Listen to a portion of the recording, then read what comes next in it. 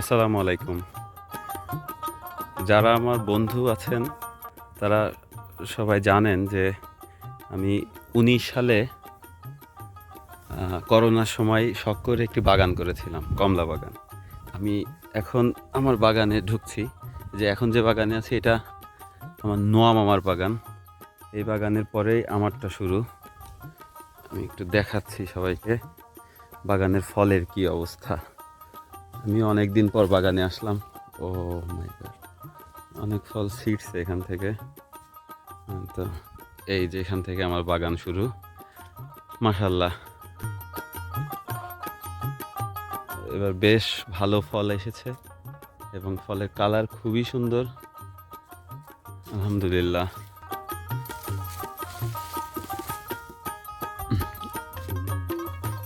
৪ বছর প্রায় গাছের বয়স হতে চলল।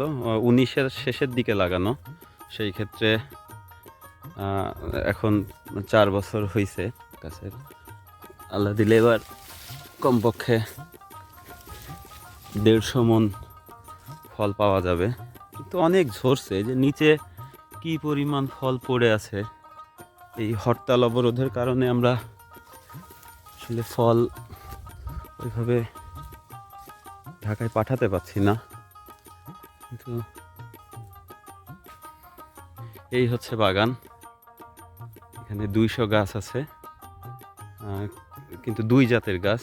একটা হচ্ছে এই যে এটা একটা জাত, এটা এখনো পাকি নাই। কালার আসতে আরও সময় লাগবে। আর এই যে এটা সেই চায়নাটা।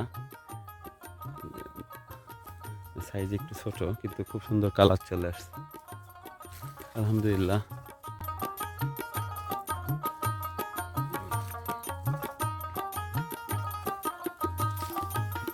আমি হাঁটছি বাগানের ভিতর দিয়ে। এখানে এটা আবার কি? এটা মনে হয় যারা গার্ড থাকে তারা বসার জন্য করছে।